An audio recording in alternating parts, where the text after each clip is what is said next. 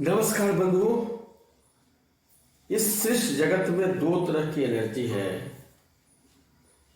धनात्मक एनर्जी और ऋणात्मक एनर्जी। इन्हीं दो ऊर्जाओं के द्वारा इस सृष्टि की रचना हुई है। विज्ञान की भाषा में इन्हें कहा जाता है माइक्रोबाइटा, अर्थात पॉजिटिव माइक्रोबाइटा और निगेटिव माइक्रोबाइटा। हिंदी में कहते हैं धनात्मक अणुजीवत और ऋणात्मक अणुजीवत। बंधुओं, ये जो माइक्रोबाइटा है इन्हीं को देव जोनी भी कहा जाता है और प्रेत जोनी भी कहा जाता है। अभी आते कहां से हैं? तो बंधुओं, देव जोनी के बारे में तो मैं विस्तार से चर्चा कर चुका हूं, जिसका लिंक मैं डिस्क्रिप्शन बॉक्स में दे रहा हूं। आप वहां जाकर के विस्तार से देख लेंगे, समझ लेंगे। लेकिन जो निगेटिव माइक्रोबाइटा है, जिसको प्रेत जोनी कहते हैं, वो कहां से आता है, कौन कौन से हैं, इसका विस्तार से मैं जानकारी देने जा रहा हूं। तो मेरे साथ अंत तक बने रहिए। आप एकदम क्या बोलते हैं, एग्जाम्पल सहित जो मेरे साथ घटना घटी है मैं बताने जा रहा हूं। बंधुओं, सन 1990 में मैं हजारीबाग की एक जालिमा जगह है, वहां पे आनंद मार्ग स्कूल में काम कर रहा था। तो समय मैं आनंद मार्ग का साधना करता था। तो बातों बातों में लोगों को कहते थे कि देखो भाई, हम युग तंत्र की साधना करते हैं, हमें किसी भी तरह का कोई भी जो है ना निगेटिव जो फोर्सेस शक्तियां हैं कुछ नहीं बिगाड़ सकती है, भूत प्रेत कुछ नहीं। तो लोग सुनते थे। एक दिन की घटना है कि जो स्कूल चलता था ना आनंद मार्ग का, उसके बगल में घर था, उसका परिवार का मुखिया 4 बजे भोर में पहुंच गया। अब बोला, गुरु जी चलिए ना, हमारे घर में बड़ा, हमारी पत्नी बीमार है, सब बहुत मुश्किल में, चलिए थोड़ा सा। तो मैं चला गया। तो दरवाजे पर जैसे पहुंचता हूँ ना, तो देखता हूँ कि अंदर तक वो झाप तंत्र मंत्र चल रहा है। मैं समझ गया कि बात तो है गड़बड़। अंदर जब मैं प्रवेश करने का कोशिश किया तो भीतर से आवाज आती है, बाहर ही रुक जाओ वरना तेरा टांग काट लूंगा। मैं सोचा कि बाप रे, बड़ा मुश्किल है। लेकिन अब तो सवाल है कि मैं पहले ऐसा बोलता था, तो अब वहां पर प्रतिष्ठा की बात आ गई। हालांकि गुरुदेव श्री आनंदमूर्ति जी मना किए हुए हैं कि भाई साधना करके जो तुम्हारे अंदर जो स्पिरिचुअल फोर्सेस आता है उसको इधर उधर मिसयूज नहीं करना है। लेकिन वहां पर तो मजबूरी थी। मैं अंदर गया तो उसके नजदीक पहुंचा तो बौखला गया। तो पुरुष की आवाज थी मगर वो महिला थी। मैं समझ गया कि किसी प्रेत आत्मा के चक्कर में फंसी हुई है। मैं नजदीक गया, बोला, भाई तुम कौन हो, क्यों इसको परेशान कर रहे हो, भागो यहां से। बोला कि नहीं, मैं नहीं जाने वाला हूं, मैं आया हूं अपने दोस्त के साथ खाना खाऊंगा सुबह में, इसके बाद जाऊंगा। तो हमने पूछा कि भाई तुम हो कौन? बोला कि नहीं बताऊंगा, बाद में बताऊंगा। मैं अपना जो इष्ट मंत्र है, गुरु मंत्र का इस्तेमाल करके उसके निकट गया। तो गुरु मंत्र और इष्ट मंत्र और बाबा नाम के प्रभाव से उसको अंदर जो है ना बोलने लगा, मेरा शरीर में जलन हो रहा है, मेरे को परेशान मत करो, बोला तुमको मार दूंगा, ये कर दूंगा, वो कर दूंगा।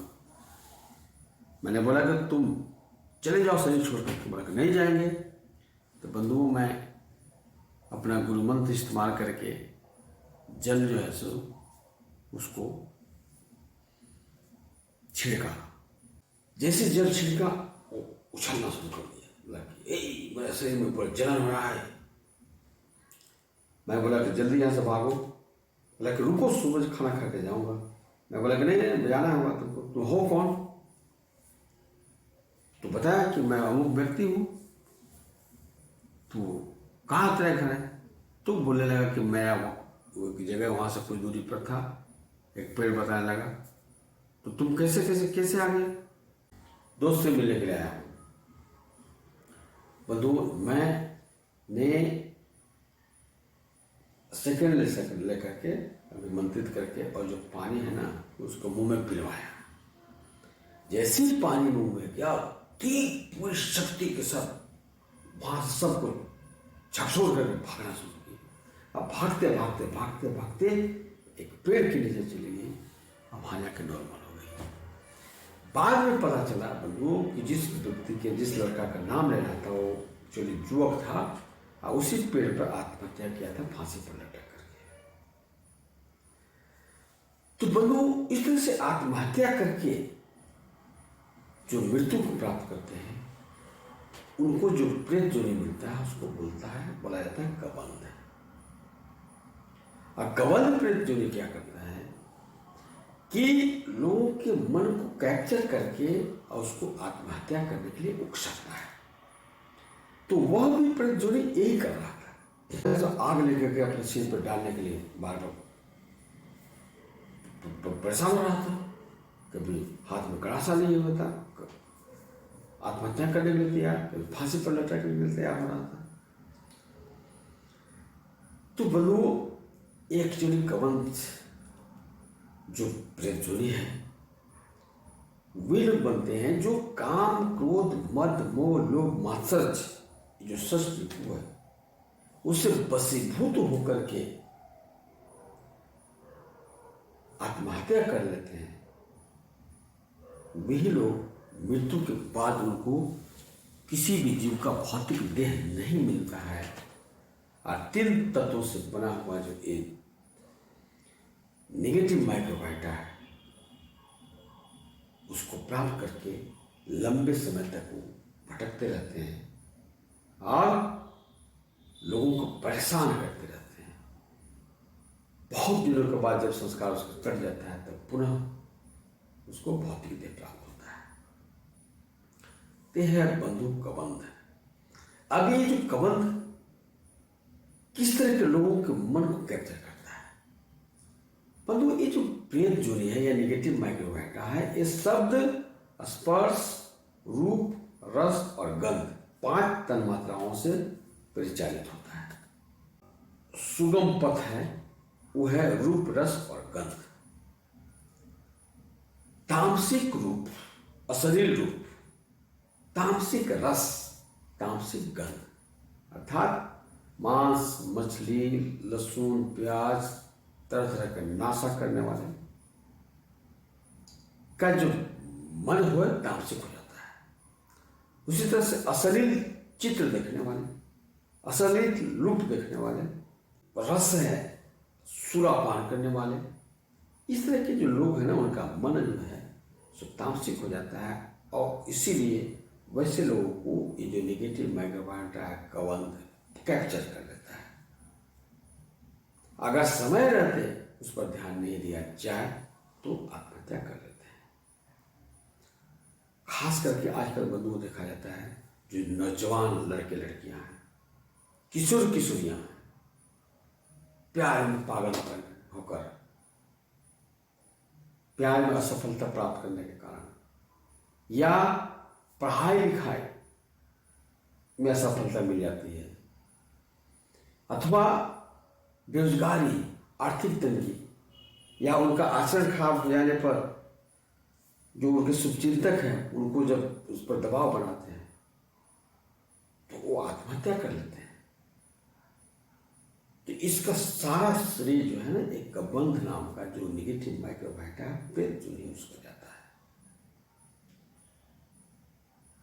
तो बचने का क्या उपाय है? तो बचने का उपाय एक ही है कि जो युवा पीढ़ी है उनको षष्ठ रिपु अष्टपाश से बाहर रखना है। और सब बाहर तभी रख सकते हैं जब वो उनका खान पान सात्विक होगा, रहन सहन सात्विक होगा और योग तंत्र की साधना करेंगे, सत्संग करेंगे, तभी हो सकता है। वरना आज जो हो रहा है ना, कई लोग बोलते हैं ना कि शहर में भूत प्रेत होता ही नहीं। भैया शहर में भी होता है लेकिन आपको समझ में नहीं आता है। ये जो नेगेटिव माइक्रोबायोटा हर जगह प्रभावित करते हैं। लेकिन 7 तरह के निगेटिव माइक्रोबायोटा है, 7 तरह से प्रभावित करते हैं, जिसका एक प्रकार के कवक के बारे में मैंने बताया। बाकी 6 तरह के उनको बारे में बाद में